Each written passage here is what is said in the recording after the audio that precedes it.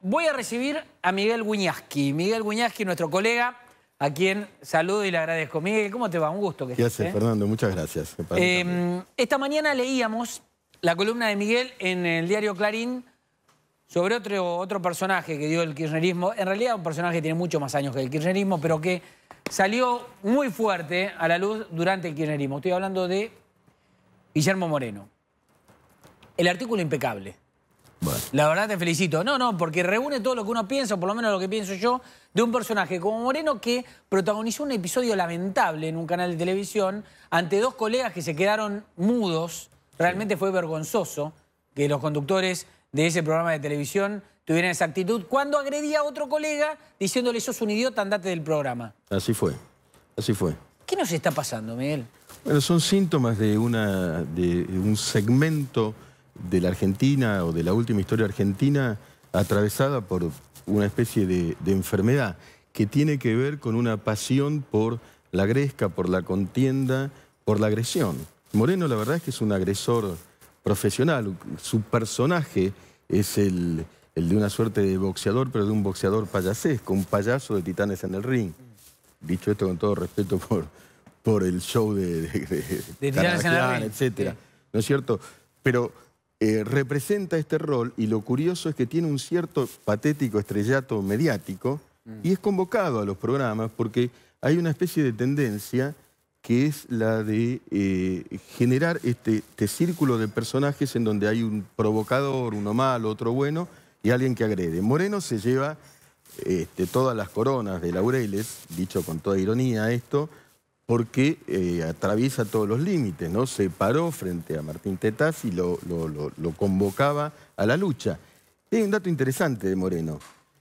En el, si querés, despreciable arte, entre comillas, del boxeo patotero, Moreno arruga, ¿eh? Yo tengo información, 2 veces frente a Martín Lustó. Sacó de las casillas a Lustó, esto te lo digo porque lo investigué, porque Moreno ignora las ecuaciones más elementales. Entonces, era tal la cantidad ¿Te acordás de la imagen con Martín Lustó haciéndole así como que... Cuando eran los 2 funcionarios de Cristina, ¿no? Eran los 2 funcionarios de Cristina. Yo tengo entendido que ese gesto de Moreno tuvo que ver con que Moreno aborta por orden de Cristina el acuerdo con el campo, que Lustó estaba tejiendo. Sí. Entonces va corriendo a decir, bueno, ¿qué es lo que está pasando? Y Moreno le dice... Trazamos una raya, vos quedaste del otro lado, como diciendo quedaste decapitado. Sí. Ahora, en esa tensión que había entre ambos, Lustó un par de veces se enoja de verdad, y cuando se le iba encima, Moreno arrugó. No, Moreno se hace el guapo. Pues claro, trabaja muy bien de guapo. Sí. Ahora, es tremendo, y yo digo, Moreno sin poder parece inofensivo, pero es ofensivo ver estas imágenes, tomar el control de un estudio, ¿no? Conjurar, eclipsar a todo el resto, a las conductoras, etcétera. A mí ayer me dio vergüenza ajena, el personaje Moreno no, porque ya lo conocemos, me dio vergüenza ajena a los colegas. Sí, la verdad es que la verdad... Yo creo que los desbordó la situación, pero... Claro, debe ser difícil encontrarse a un... Pero colegas de experiencia, no eran colegas que empezaban hace 2 días. Sí, evidentemente. No, hay una cuestión que da para el análisis mediático, es decir, tratando a Moreno... con una... La pregunta es ¿por qué lo llevamos a los programas? ¿Por qué lo llevamos y por qué tratarlo con esa clemencia, digamos, a un sujeto que nos ha hecho mucho mal a todos? Porque Moreno es el gran inventor de la mentira argentina que fue el INDEC. Si se salió de las casillas porque Martín Tetaz dice eso es mentira y él convierte en mentira... Contemos lo que pasó, porque si no, no se entiende. Porque Martín Tetaz estuvo exacto con lo que le dijo. Impecable. Impecable y por lo tanto implacable. Le dijo, si, la inflación, ¿cuál fue la inflación? Me dicen que lo tenemos. Vamos a escucharlo a él directamente. Me parece que lo tenemos como para escucharlo, después seguimos analizando. A ver, ¿cómo era? Con este idiota no hablo más. Sos un irrespetuoso. Con este idiota. Este es un idiota que dijo mentira. Le dice mentiroso delante de tu programa. Y vos no lo podés permitir. A ver. ¿Quién es el tarado para decir mentiroso a un hombre grande? Tengo 60 años para que este idiota me diga mentiroso. ¿Quién es? Calma, Guillermo. ¿Qué te pasa? Me dijiste mentiroso en la cara. Y no te lo voy a permitir ni a vos ni a nadie. Vamos, señores, y si querés paramos el programa ahora y resolvemos nosotros dos los temas. Bueno, entonces basta, tomátela y andate. No, estaba. Vía. Tomátela. Tomátela. Martín, andate del programa. Tomátela. Chao. Ahora sigamos el programa. No, ¿saben una cosa? Bajo mi responsabilidad, Martín Tetas, no te vayas, por favor. Le pido por favor que no se vaya, porque nosotros no pretendemos que este programa sea un campo de batalla. No habla conmigo, listo, el tipo no habla, se quede sentado ahí. Te pido por favor, Martín, que vuelvas a tu asiento y le pido... A mí me da vergüenza ajena por los colegas, realmente. A mí también, porque en todo caso, quien no podía estar en un estudio de manera civilizada, tal como lo demostró tremendamente... Además, Moreno, se cree el dueño de todo. No. Rajate del programa, el programa se terminó, o sea, que le den la conducción a Moreno. Por eso, Moreno conducción también ahí adentro. Hay otros hechos precedentes. Lo que no estaba y que no vimos, contémoslo, es qué le había dicho Martín Tetaz. Martín Tetaz estuvo muy bien porque le dice, usted, ¿cuánto fue la inflación durante su gestión? 9%, miente Moreno, claramente. Y entonces, ¿por qué su sueldo o el de la presidenta aumentaban a un 30%? Claro. Y ahí explota Moreno y hace todo este show. Se para frente a Tetaz con esta actitud agresiva. Fue impecable, clarísimo. Estaba mintiendo, digamos, la inflación nunca bajó de 30 y pico, 40%. Entonces, hemos soportado, y habría que preguntarnos por qué la sociedad argentina soportó a un sujeto cuadriculado e ignorante que le cuesta distinguir en una ecuación qué es lo que ocurre si hay un signo menos o un signo más delante de un paréntesis, y esto es así, porque hemos soportado a este sujeto tan autoritario, porque en una sesión con empresarios una mujer discute y él la echa, como ocurre ahora, y el resto de los empresarios se quedan. Y se quedaron callados y no dijeron nada. Callados. Esta actitud, Sandra González fue. Sandra González, exactamente. Y esta actitud silente, digamos, nos hizo pagar a todos un costo. Es una cuestión para reflexionar. Y sigue estando en los programas de televisión. Bueno, a veces los clowns generan rating, pero es un síntoma que no hay que dejar pasar por alto, ¿no es cierto? Porque es una insistencia en la división y en el patoterismo. ¿Y desde dónde? Un patotero Moreno tiene naturalmente el derecho de expresarse y tiene cómo. El otro día hizo un espantoso video, a mi juicio, no sé qué, hacía una sopa, algo por el estilo. Bueno, se supone que con un mensaje político, pero fue espantoso. Bueno, fue espantoso. Ahora bien, dentro del mal gusto, el kitsch, etcétera, él tiene caminos para hacerlo como los tiene todo el mundo. Pero ¿por qué en espacios de referencia, en estudios, tenemos que convocar a alguien cuya gestión generó un daño tremendo para todos nosotros? Tremendo, porque una nación sin estadísticas no tiene destino, y Moreno las rompió y por lo tanto generó la farsa, la mentira, el engaño y la simulación como una táctica política, como una estrategia, y esto es un espanto, nos puso a todos en una burbuja, una cuestión muy singular y muy argentina. Su gestión fue vergonzosa, el enriquecimiento de Moreno también es palpable y hay que investigarlo, y luego el matonismo en un reality show que de alguna manera resulta pregnante, y allí está el interrogante, ¿no? ¿Por qué lo llevamos? ¿Por qué lo llevamos? Está bien, porque vos al describir el personaje perfectamente como lo estás haciendo, es lo que pone en relieve el por qué lo llevamos. Claro. Porque no es un personaje...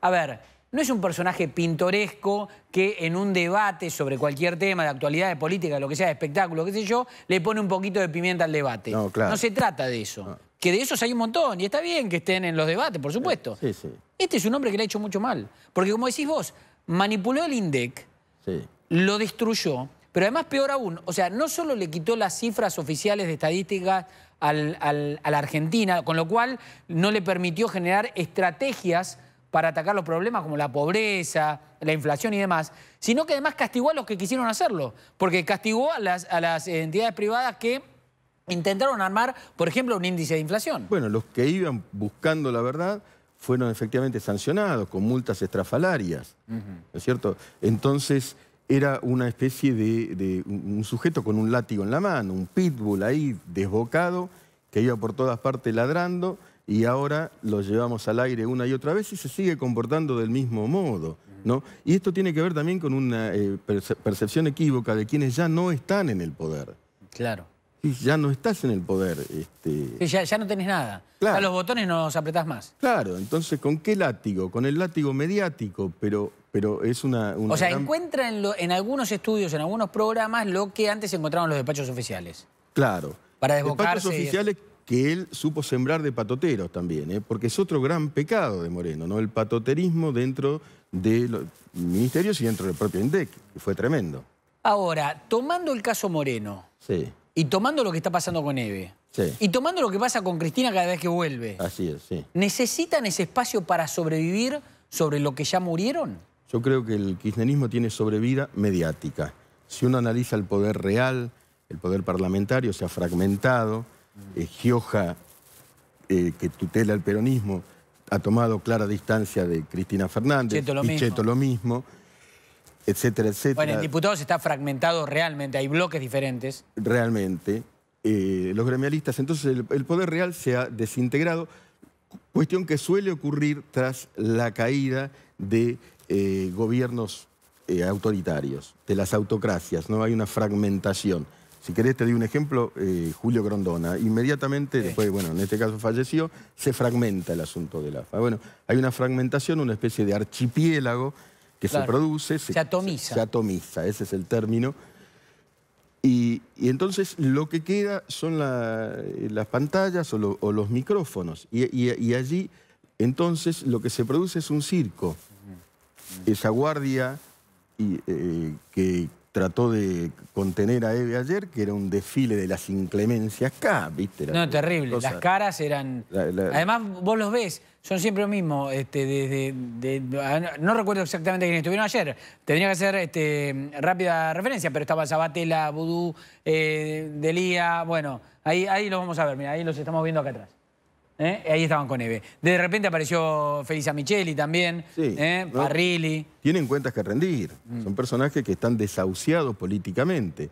Entonces, hay una utilización de la situación ¿para qué? ¿Para qué? ¿Buscando qué? Buscando que alguien... Los pañuelos blancos han significado la lucha por la justicia. ¿Y cómo? Entonces desobedecemos a la justicia. Fue una lucha...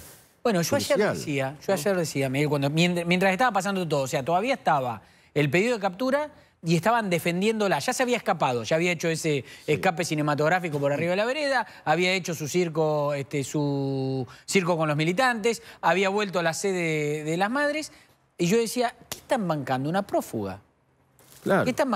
¿Qué fueron a bancar? ¿A una prófuga? Claro. En definitiva, era técnicamente una prófuga.